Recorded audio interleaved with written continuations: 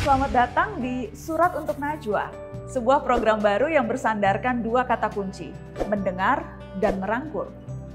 Saya dan Narasi sering menerima pesan dari teman-teman berisi aduan, curhatan, atau kisah-kisah mengesankan. Sayangnya, keterbatasan seringkali tak memungkinkan bagi kami untuk memberi tanggapan yang bisa memuaskan semua. Namun kami ingin mencoba mengakali keterbatasan itu melalui kolaborasi. Jalan yang kami percaya sebaik-baiknya menjadi rahim dari tiap aksi. Lewat Surat untuk Najwa, kami mencoba mendengar persoalan yang ada di tengah-tengah kita, lalu menggali kesempatan untuk mewujudkannya bersama-sama. Dan kami tak muluk-muluk mengawalinya. Sebagai peringatan Hari Kartini, kami mencoba kembali pada kebutuhan sederhana tapi tak terhingga peranannya bagi kaum hawa, yaitu pembalut wanita. Sebuah komunitas bernama Beranda Perempuan menemukan keresahan itu. Melalui pesan di Instagram tempo lalu, mereka mengirimkan ini. Halo Mbak Najwa, kami Beranda Perempuan, kumpulan para relawan yang memiliki concern terhadap persoalan yang dihadapi perempuan, khususnya di Jambi. Di Desa Pulau Raman yang terletak di Kabupaten Batanghari, Provinsi Jambi, 7 dari 10 perempuan muda tidak mampu membeli pembalut. Mereka terpaksa membuat pembalut sendiri dari handuk kecil. Akhirnya, ini menyulitkan mereka untuk beraktivitas. Kami ingin memberikan dukungan atas hidup anak-anak perempuan di Desa Pulau Raman dengan membagikan pembalut kain dalam jumlah yang cukup. Sayangnya, kami belum bisa menjangkau anak perempuan dan keluarganya yang berada di Desa Pulau Raman karena belum adanya dukungan pendanaan. Padahal, di pedesaan dan berbagai pelosok, kami menyaksikan situasi ekonomi yang memburuk berdampak multidimensi terhadap anak, khususnya anak perempuan. Jangankan akses pendidikan, layanan kesehatan sekecil pembalut pun belum terpenuhi. Bagi kita perempuan, pembalut adalah salah satu kebutuhan primer, sesuatu yang tidak bisa dipisahkan dari kepemilikan tubuh perempuan, sesuatu yang mau tidak mau mempengaruhi beban rumah tangga juga. Tapi kami tak ingin aksi ini mandek pada sekedar membagikan berlembar-lembar pembalut kain begitu saja lalu merasa lunas.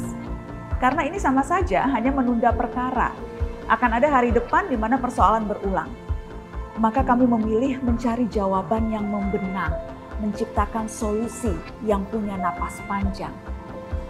Kami ingin para perempuan di Desa Raman tak hanya menerima bantuan, tapi mendapatkan pembekalan untuk nantinya bisa memproduksi pembalutnya sendiri, menciptakan kebaikan yang berkelanjutan.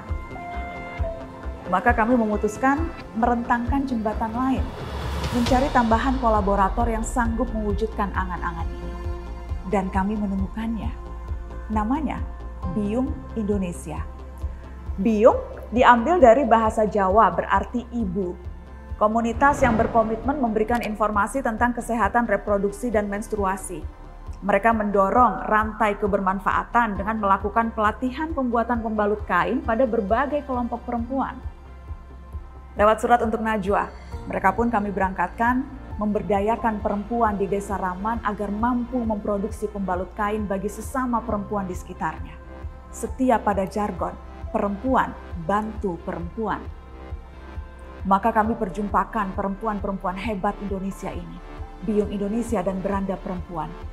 Diskusi dan pelatihan merajut pembalut kain diberikan kepada 25 perempuan di Desa Raman selama 2 hari, ditambah sejumlah teman penyandang disabilitas yang turut terkena imbas pandemi.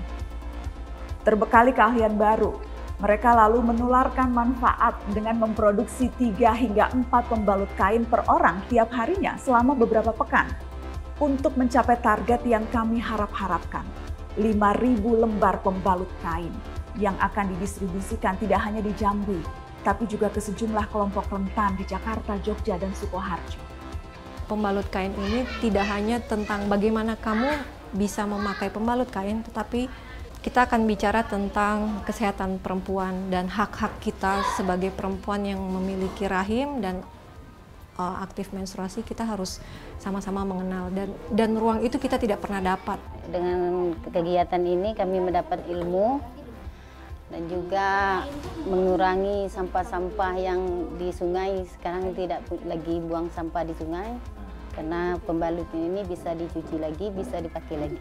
Senangannya untuk kegiatan anak-anak lah, pakai anak cucu saya lah. Saya ada punya lagi kan. Nah, kali segini tuh senang lah, anak cucu saya pakai kain buru-buru, tak ada lagi buang sampah lagi. Keputusan mempersembahkan pembalut kain ini adalah simbol komitmen cinta kasih, bentuk perhatian terhadap kebutuhan intim perempuan yang ditabuhkan, dihindari diungkapkan dalam ruang-ruang publik. Dianggaplah menstruasi sebagai kelemahan yang kodrati. Padahal, bila darah, lara, dan luka adalah pertanda kegagahan dan kejantanan, maka adalah suratan perempuan hidup di dalamnya, ditempa olehnya. Menjadi Kartini dimulai dari mengenali diri sendiri, tubuh sendiri. Dari sana kita sadar betapa tangguhnya kita, sehingga tak ragu untuk beranjak melakukan sesuatu yang lebih besar, serupa Kartini yang bisa mewariskan keberanian di era ketika situasi tidak menyisakan inci untuk bersuara. Menyongsong Hari Kartini, tak ada perayaan yang terasa lebih pas di hati untuk menunjukkan kelebihan, bahkan kecantikan perempuan.